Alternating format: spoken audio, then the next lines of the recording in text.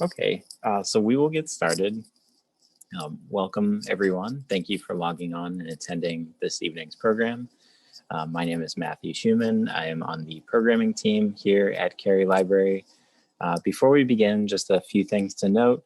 Please let me know if there are any technical issues. I can try to help you if you just send me a message in the chat. You can also send questions or comments via the chat. Professor Westad's book, The Cold War, A World History, is available at Porter Square Books. You can also pre-order his newest book, Empire and Righteous Nation, 600 Years of China-Korea Relations, from there as well. And tonight's program is also made possible by the generous donors to the Cary Library Foundation. With us this evening is Professor Arne Westad. He is the Elihu Professor of History at Yale University and a scholar of modern, international, and global history with a specialization in the history of Eastern Asia since the 18th century. Westad joined the faculty at Yale after teaching at the London School of Economics, where he was school professor of international history, and at Harvard University, where he was the S.T. Lee Professor of U.S.-Asia Relations. He is a fellow of the British Academy and of several other national academies. He has published 16 books, most of which deal with the 20th century Asian and global history. So now, please welcome Professor Westad. Thank you very much, Matt. It's good to be with you tonight. I'm looking forward to giving a brief talk. I won't be speaking for very long.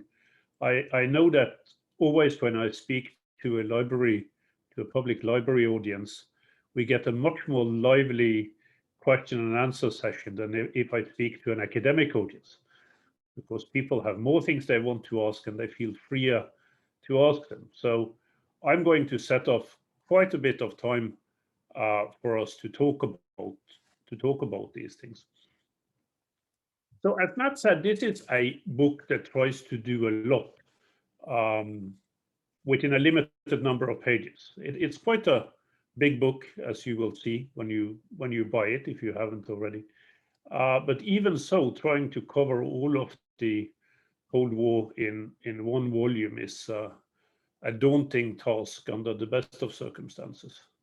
And now, when there are lots of people, particularly young people, including people now who are born after that conflict was over, who are starting to do their own research and assemble their own sources on this, the task in many ways becomes even more challenging.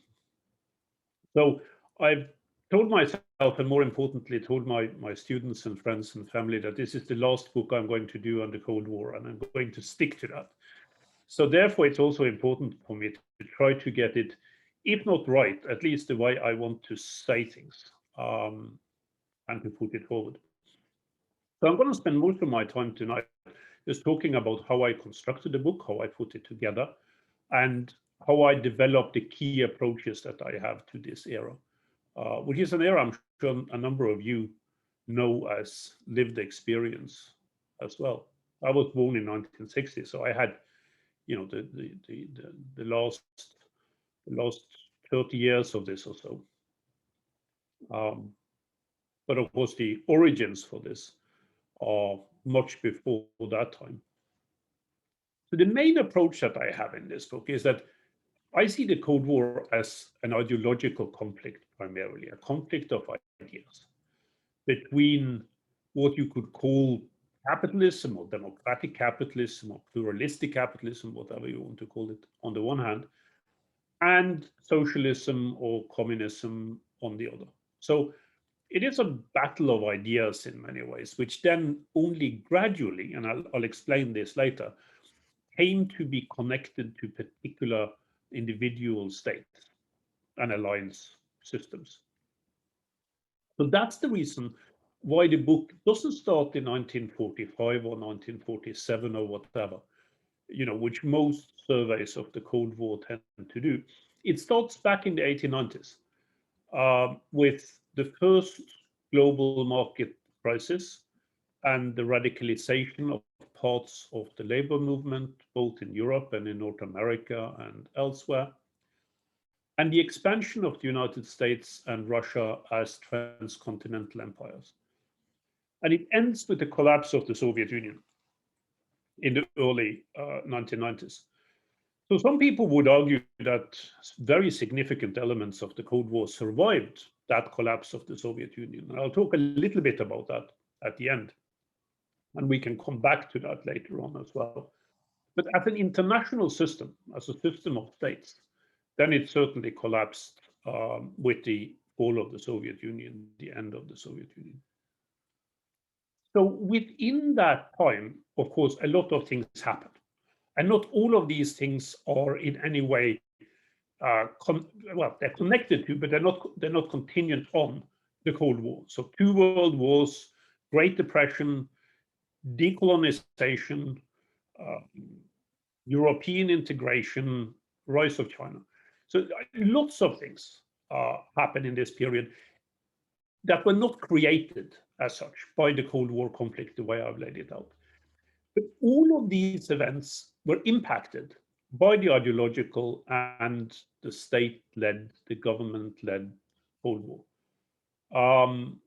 And in turn, many of these events, developments, also had an effect on the Cold War. So this is one of the more basic aspects of me as an historian with regard to this. You have to think about these things as being connected, not giving one primacy over others. But if you want to think about world history, and this is a world history, in a broad sense, you can't just concentrate on a small set of things, because then you will not understand how what you're looking at was impacted by and had an impact on other things that were going on. So this book is not an attempt to subsume everything else under the Cold War, but to think about the Cold War in the setting of global 20th century history. So the other challenge I had, so that was sort of the overall take in terms of the approach of the book. But the other big challenge when you do a history book is how to structure it, which often means, certainly meant to me, how to come up with some kind of chronology or periodization that would actually work. And as you will see when you look at the book, I have a sort of loose 4-part chronology to the book in terms of what happened. So the first one goes from the 1890s and up to 1917, up to the year of the Russian Revolution, when the United States had entered the First World War. First global engagements in many ways for both of these powers.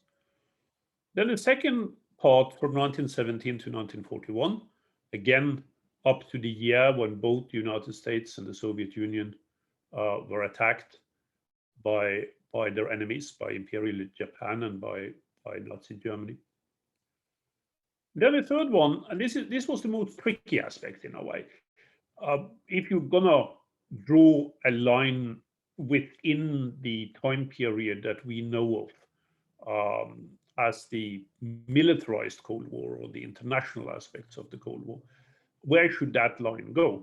And I decided on the early 1970s. I don't have a specific year, but sort of from 1941 up to the early 1970s makes sense to me because of the détente process, because of the US opening to China, maybe first and foremost because of very dramatic changes in economic terms that went on during the early mid 1970s on a global scale. And then the last one from the 1970s and up to 1991, up to the collapse of the Soviet Union. So one of the things I had to ask myself when I started working on this book is, are there other international systems in history that have something in common with the Cold War? So is there anything else that you could look at that have, things in common with this particular conflict, the structure of this conflict? And there are, but they're not that many, because usually the world, or the different worlds, different regions, as they've been historically, have not been bipolar. They've not had two main powers that have confronted each other. Usually they have several powers, right? So it's not a bipolar but a multipolar kind of system. And it's also hard to find time periods that are so relentlessly ideological as what the Cold War was. So I have some. I think the conflict back in antiquity between the Roman Empire and the Persian Empire had something in common with it. It lasted for a long time, and it certainly had an ideological element to it.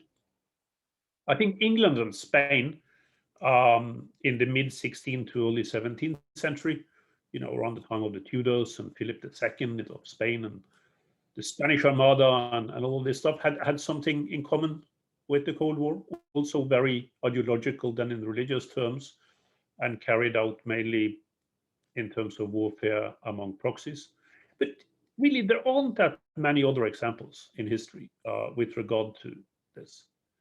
I also think, in many ways, and this is where things get a little bit more difficult to explain, I think, in terms of the historical development of the Cold War, that if you compare the early phase of what I'm talking about, to the period up to 1941, with the latter phase, so from 41 and mid 40s, or even you can say the end of the Second World War and up, there is an element of what you could call accident in all of this, right? So no one could have predicted from the 1920s and 1930s that in 1945 you would only have two great powers standing, the United States and the Soviet Union, each representing one pole, as it were, of this ideological conflict. There were many other challenges. I mean, I mentioned Japan and Germany. Britain still had its empire. France had its empire. It was very hard, even after the First World War, to predict that these two countries would, for a very long time, become predominant. I think it would be possible to argue that it was almost entirely accidental, dependent on the outcome of the war. But there were also a few things I argue in the book that from the late 19th century or early 20th century points forward to this. So one is the unique access to resources on its own territory that both the United States and the Soviet Union had. So contiguous territory, not overseas possessions, like the other great powers, or constrained within the center of a very conflict-oriented continent, as in the case both of Japan and Germany. So that's one point, I think, just access to resources. The other part is that both the United States and the Soviet Union had taken upon themselves from very early on to represent some form of modernity, a kind of universalistic approach, right? That the kind of political and economic system that they practiced could really be expanded elsewhere to the benefit of other people. Right? And that's also a difference. So Britain had its empire, but it was a very British empire set up for British purposes. Right?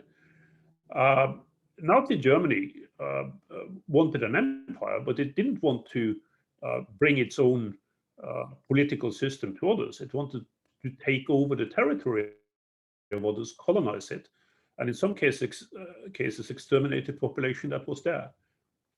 So there are significant differences, which you could call advantages, with the US and Soviet approach that points forward to them being the last power standing in 1945.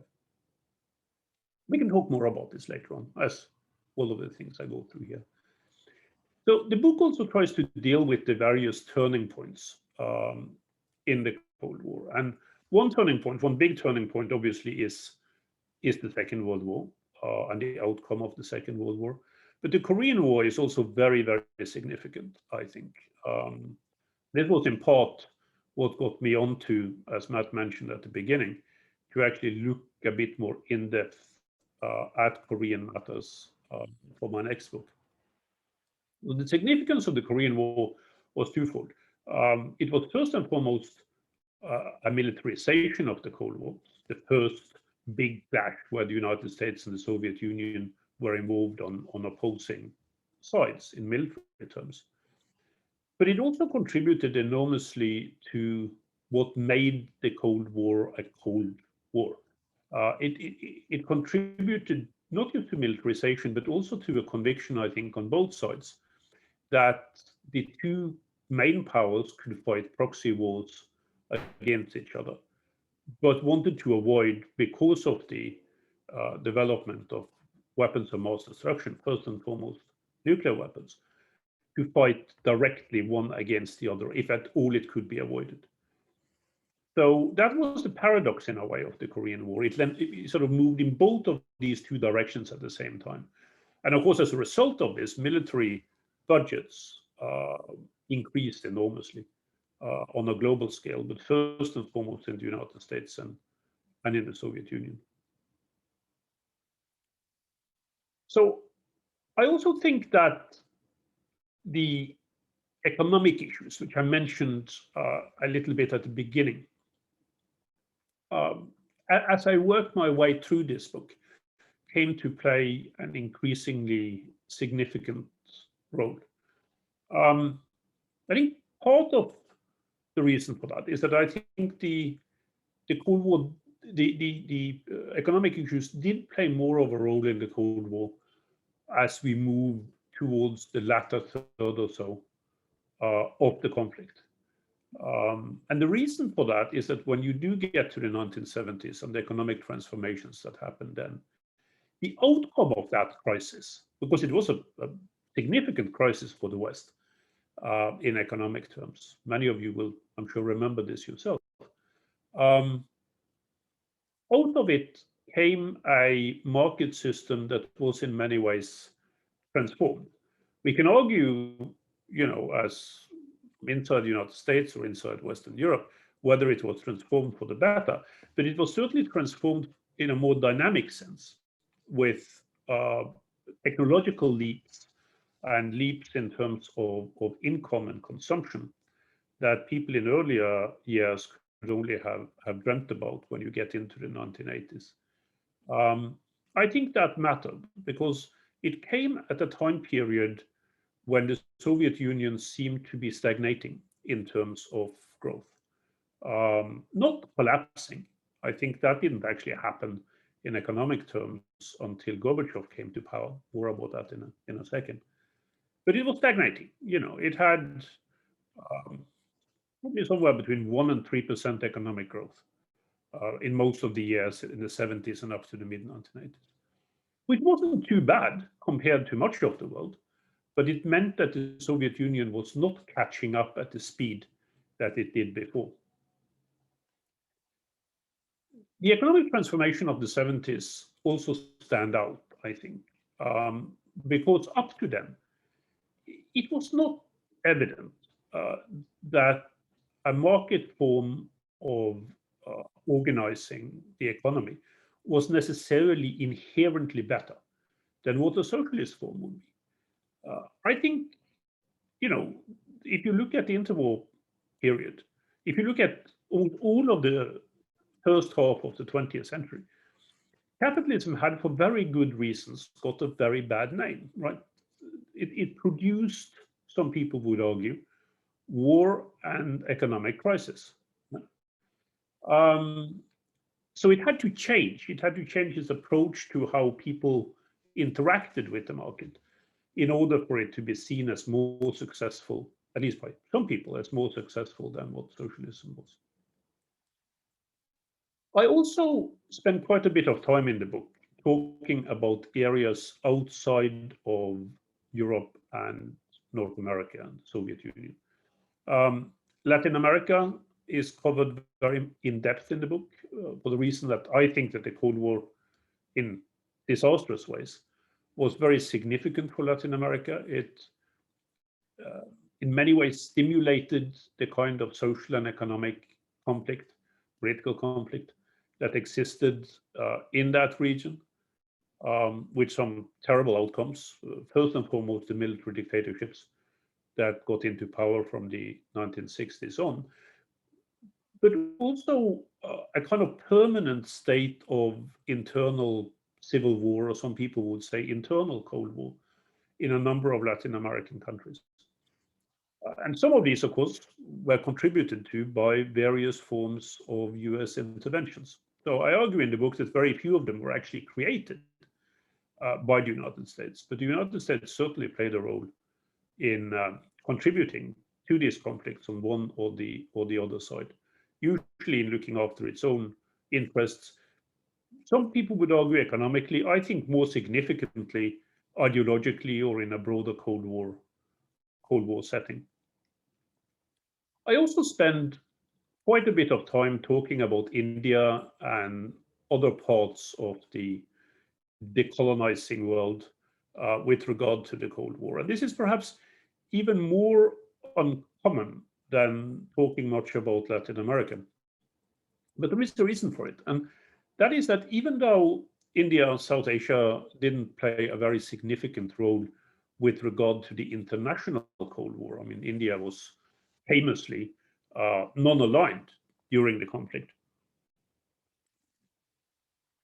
The emphasis within India, which became its own independent state only in the late 1940s, was very much on a discussion on what was the best idea or set of ideas for economic development. And in this, the Cold War on a global scale, I argued, played a very significant role. India had to choose which direction it wanted to go in, and out of that connection, mainly in the early years with the Soviet Union, also came a whole set of ideas about a planned economy and about developments in social and economic terms within the country that you can still see significant remnants of in India today, or at least up to very recently. So the Cold War mattered for countries that were not directly part of the international conflict in alliance terms as well. Now, perhaps the most significant impact that the Cold War had, I argue in this book, was in terms of the spread of ideas. I think that is true with regard to the global South. I also think it is true with regard to, say, Western Europe and Japan, and the role that US hegemony of various sorts played with regard to those countries. Of course, we all learn about the military alliances, which were very significant. But there was also an inner transformation going on in Europe and in Japan and many other places that transformed these countries in very significant ways, socially and culturally, during the Cold War, under the impact of the encounter with the United States. So some of this probably would have happened even if there weren't a Cold War on, because of the significance of US economic and technological power. But I argue in the book that the Cold War system made it more integrated, made it more significant in terms of how these transformations happened.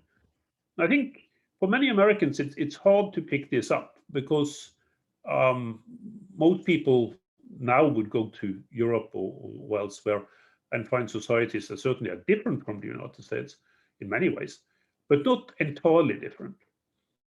If you think about what these countries looked like, say, half a century ago, you would find much, much more difference. And that transformation, often overlooked to me, is quite important. Okay, so one of the big challenges of writing a book on the Cold War is trying to figure out, why did this system that was stable for such a very long time, and some people, I mean, again, many of you, I'm sure, will remember this, back in the 1970s and early 1980s, wrote and taught as if the Cold War would be there forever. It was the forever system. It was never going to go away, right? Because it was based on nuclear weapons, on a balance of terror, It was immutable, right? What could change it? So figuring out what undid the Cold War system, how it in the end did come crashing down, was a big challenge with regard to the book. And what I end up arguing, and there's a little bit of a cop out in this, I must confess, is that the Cold War ended in different ways in different places, right?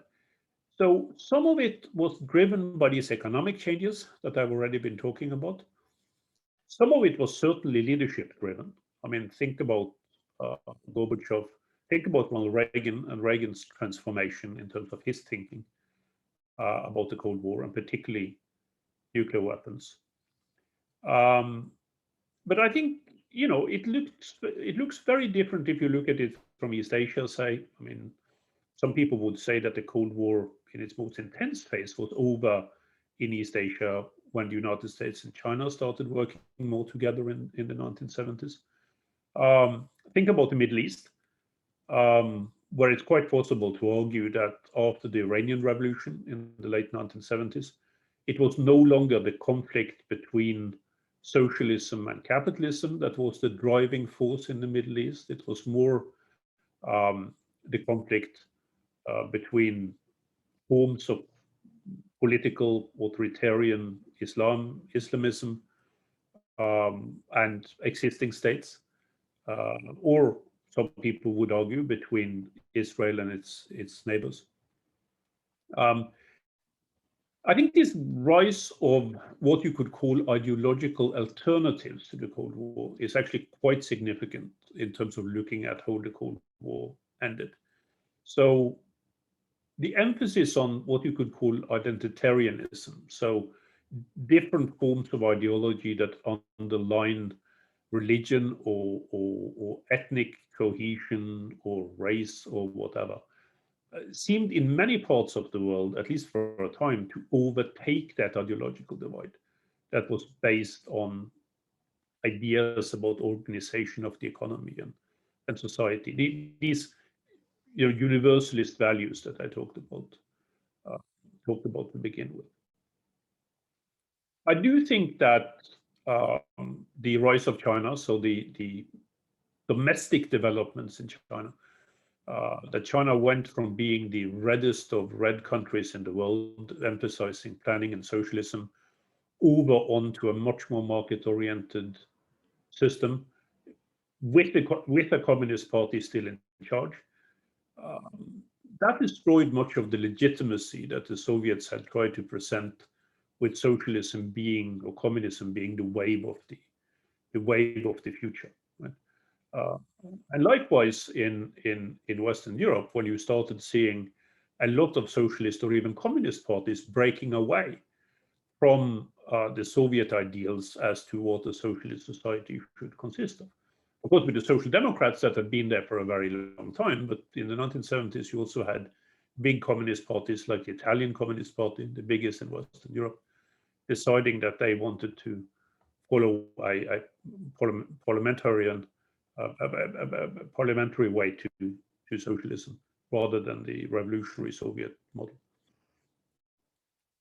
Um, I said that I do think that leadership matters with regard to this. And I think it was in many ways on leadership in the late 1980s that we got lucky. I think it was quite possible, if you look at the world from the early mid 1980s on, that the Cold War could have ended the way most bipolar systems end, in cataclysmic war between the two sides. Um, because of the levels of mutual fear, miscomprehension, uh, conflict, not least in Africa and Southeast Asia, that existed at the time. I think Mikhail Gorbachev's domestic changes in the Soviet Union, were essential to why the Cold War ended when it did. His decisions to let Eastern Europeans do what they wanted to do rather than intervening against their wishes. I think that's perhaps the most fundamental leadership aspect of ending the Cold War peacefully. But I also think that Ronald Reagan played a significant part with regard to this. Whatever way you think about Reagan's policies overall, it is quite remarkable for a deeply conservative American president who had been elected on a very hardline strategy against the Soviet Union, who decides at some point towards the end of his first term in office that some kind of compromise will have to be found. And I don't think he thought, I mean, he was publicly talking about defeating the Soviet Union, but I don't think that is really what he was planning for.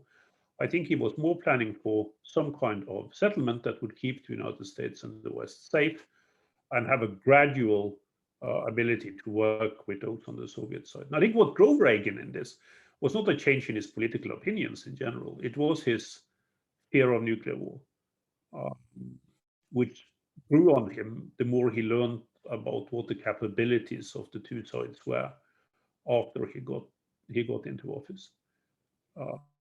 I can easily imagine, maybe particularly today, that if there had been another American president in office while Gorbachev's changes are being carried out in the Soviet Union, the end of the Cold War would not have been that straightforward and relatively easy as it turned out to be in the relationship between the two sides.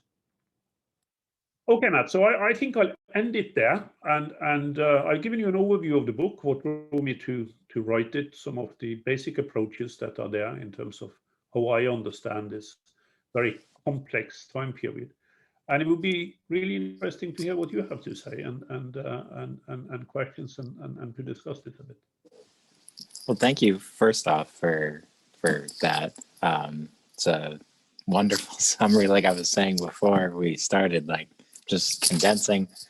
I don't even think. I guess I never even thought of the Cold War as like I think of like, oh, it's World War II to then, but to have it be 1890s, that is fascinating. And to condense it into 30 minutes is wonderful. There is some people would say. Anyone who has a question, feel free to type it in the chat or even unmute yourself and you can ask directly. We do have one so far in the chat. It's why did the United States and Western intelligence in general so badly underestimate the fragility of the Soviet Union and its immense collapse in the late 1980s? Yeah, that's a really good question. And it's one that's very hard to answer because we really don't know why there was this underestimation. It's absolutely true that there was, almost right up to the end of the Soviet Union, right through the Gorbachev era. So my own view is that there were probably a couple of things at work, maybe three actually. The first one is that in all kinds of public service, but maybe particularly in intelligence services, the starting point is that the structure is given, right? That the structure is not going to change dramatically anytime soon. And then you try to figure out the slightly smaller, I mean, some of them might still be very big things, that are going on and what the issues are with regard to those. So the idea of actually asking the question, would the Soviet Union as an integrated state be able to survive? I think that came really hard for many intelligence people, even those who knew the most about the Soviet Union, and some of the people on the Western side in the United States and in Britain and France and Germany knew a lot about this, right? But they still got it wrong. So I think that's the first part of it. The second part of it is a bit more complex. I think for many intelligence analysts, they were quite fearful for quite a long time that Gorbachev would actually succeed. And I've spoken to quite a number of people who served both in political analyst positions, but also intelligence people who served at that time. And that's what a lot of them were worried about. I mean, Gorbachev was immensely popular abroad. His reforms seemed, at least for a while, to be taking hold in the Soviet Union. So maybe out of this could come not a collapsing Soviet Union, but a renewed and reinvigorated Soviet Union. And then, of course, the question is, what would that mean for the relationship between the US and the USSR? And then, thirdly, I think there's also this constant intelligence problem of knowing things only in part. Right?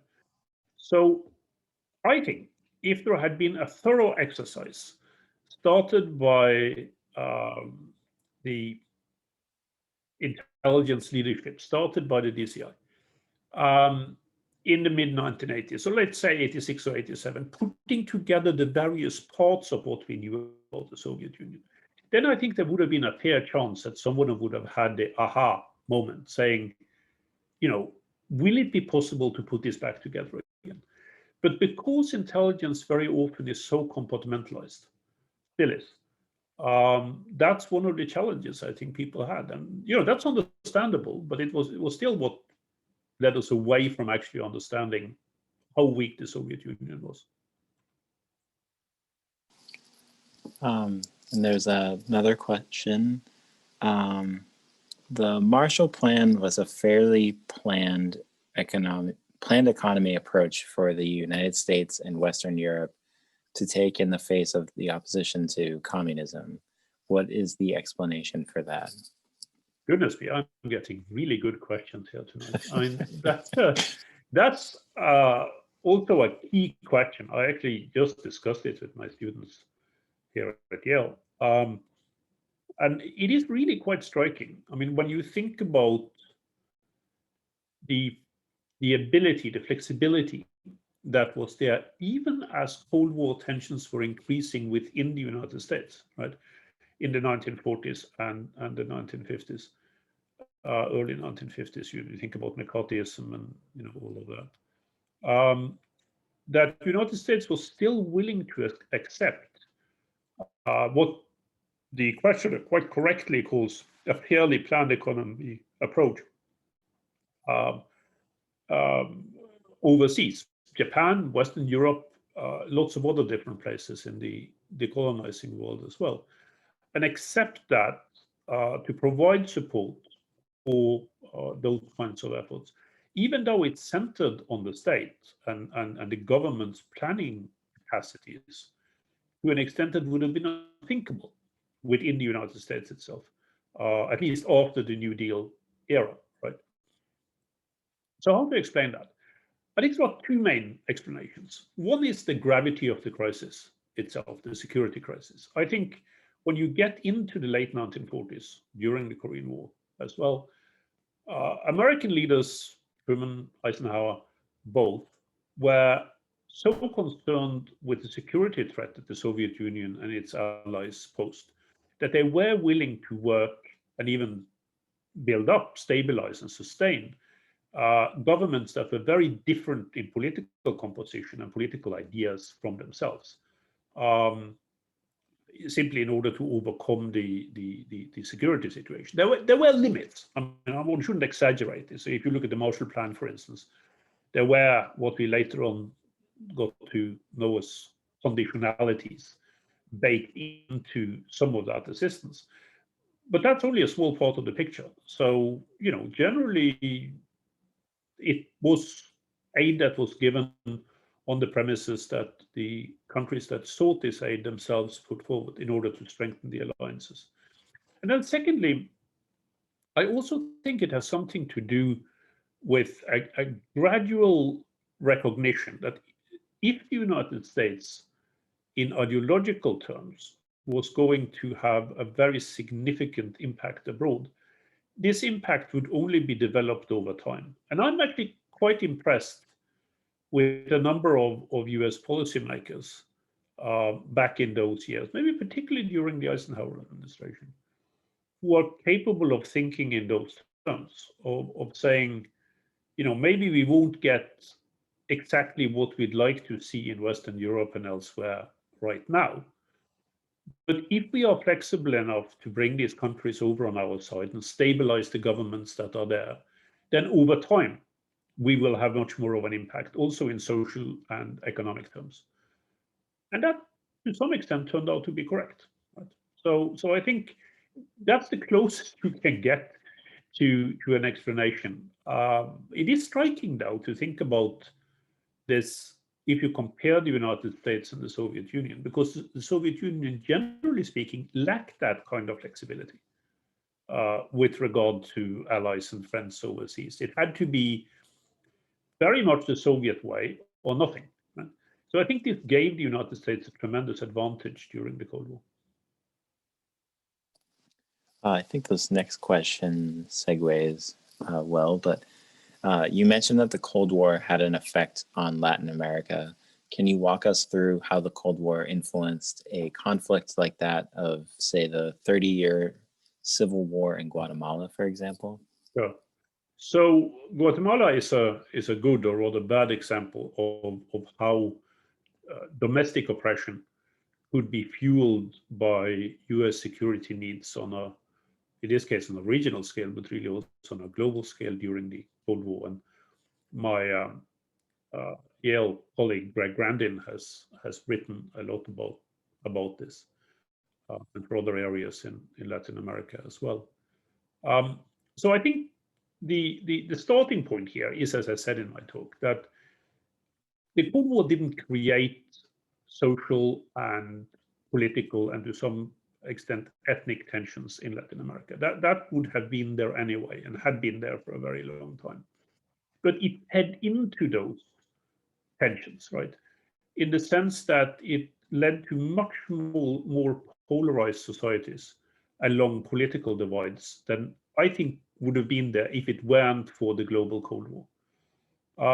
And Guatemala is, of course, a prime example of this. So when the left in Guatemala, I must say, generally speaking, quite a moderate left wing, got into power in the early 1950s and suggested plans for social transformation, including limited nationalizations.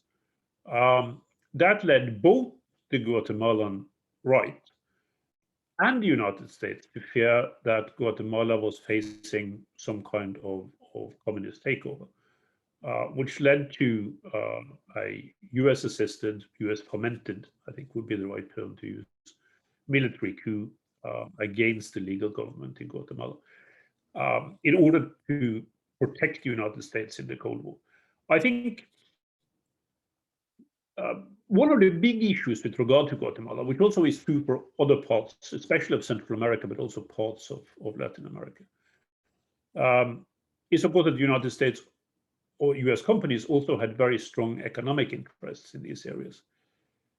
I do think that we've sometimes had a tendency to overestimate the political significance of those economic interests. I don't think the United States, in its support for the coup in '54, invaded Guatemala because of the economic issues at stake. The then Guatemalan president, who was deposed by the coup and the US intervention, Jacobo Arbenz, said it, I think, very well when he said they would have invaded us even if we didn't have any bananas. This was not about United Fruit and its predominance in the Guatemalan economy.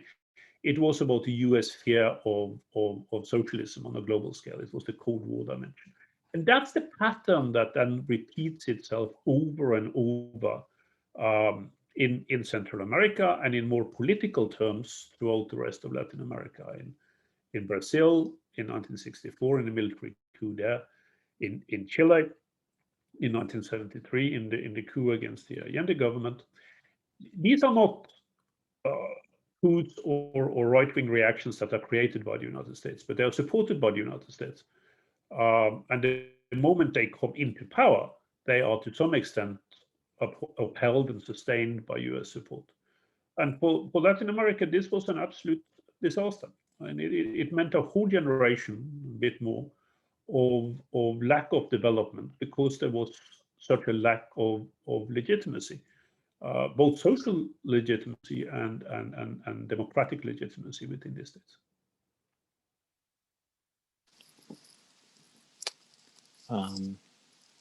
I have a question, but I'm afraid if I sound like a a clickbait headline or something. But do you see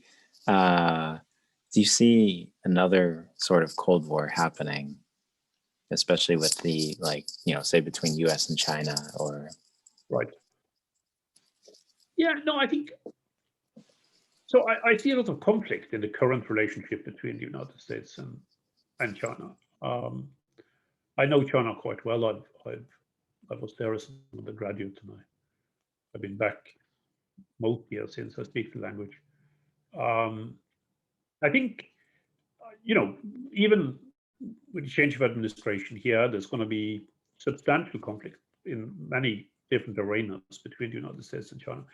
It will be different from the Cold War because it doesn't have this sort of totalizing aspect to it in ideological terms. And I also think, or at least I suspect, that even if it's going to be a conflict, long-term conflict and rivalry, it's not going to be a bipolar conflict, because I think what we're seeing today is not a return to that kind of pattern like during the Cold War. I think it will, the world is in many ways turning more multipolar.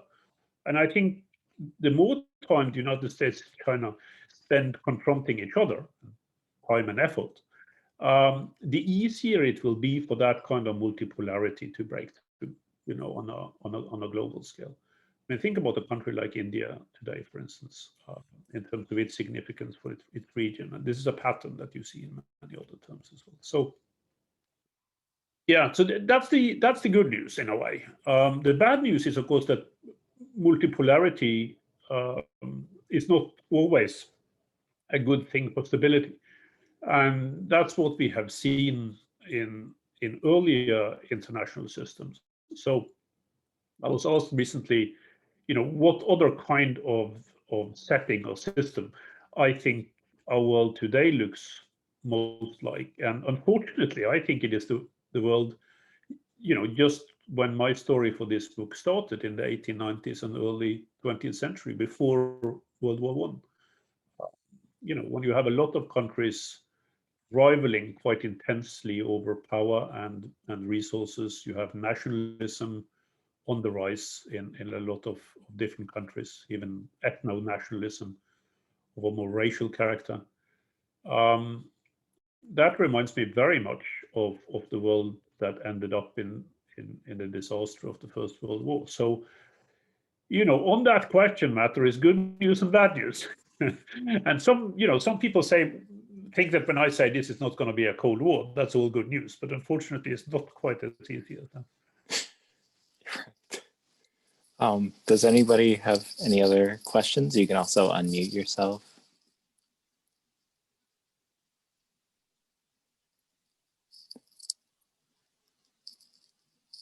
Oh, here we go. Many of the current international structures were built in response to the Cold War. Right. For instance, the United States, NATO, etc. What changes are needed? I think the answer to that, Jennifer, is that much more change than what we've had so far. I think one of the big missed opportunities with regard to all of this was that we didn't go further in trying to change some of these multilateral institutions right after the Cold War ended. I think that was a big missed opportunity, both in Europe by Europeans, but also during the Clinton administration. I think, in a way, it's understandable because people were relieved that that great conflict was over. On the US side, there was a very strong sense that the United States, through enormous effort, had won the Cold War and now wanted to find what was at the time called the peace dividend, and therefore turning more inward or turning towards economic issues only. All of that's understandable. In Europe as well, the dividing line between East and West had vanished. But it was still a mistake, because if we had spent more time trying to revamp those institutions and changing the character of international organizations and cooperation back then, making them more equal, more inclusive, letting other countries, smaller countries, have more of a say than what they were given at the time, not being seen as being exclusive, maybe particularly with regard to Russia. And that's, as I said, as much a European mistake as an American mistake. I think the world would have looked very different today. I think there would have been more of a possibility, not necessarily for the kind of, unending peace that some people were foreseeing at the end of the Cold War, but for more of an understanding between different countries that are still, would still be very different in terms of composition and in terms of how they are put together, in terms of people's preferences. That will always be the case, right? But more understanding in terms of being able to get along than what is the case now. When you have a Russia, for instance, who is convinced that NATO was expanded eastward to contain Russia, and the EU was expanded eastward to contain Russia, and where China is absolutely convinced that it's only, the economic aspects of its rise, of its growth, that are significant, and not thinking about any kind of solution to the bigger questions in Eastern Asia, Korea, for instance, Taiwan, all of those questions. So I do think there were a lot of lost opportunities there. And some people say that I blame, the West too much for this. And I don't think that's true. I mean, when you won, when you've gone through a great conflict and come out on top, don't expect initiatives for changes to come from those who have lost. It's those who have won, just like after other great wars and conflicts, who have set up the new framework for how this is going to work. So that's why I point to the West more than anyone else in terms of not undertaking important changes. Thank you. And thank you all for wonderful questions. And like I said, you can get Professor Westad's book at Porter Square Books, or most likely your favorite local bookstore. We also have it at the library if you'd like to check it out. Thank you again, Arne, and thank you everyone for coming. It was my pleasure, Matt. I enjoyed this very much. Could I also say, if you want to listen to the book, the audiobook version is quite good. It's not just me saying this, but it's others who've listened to it who say that seemed to be working quite well. So if you prefer listening to books rather than reading them, the audiobook is an alternative. It was really good to talk to you tonight. Thank you again. And thank you, everyone. Have a good night. Good night.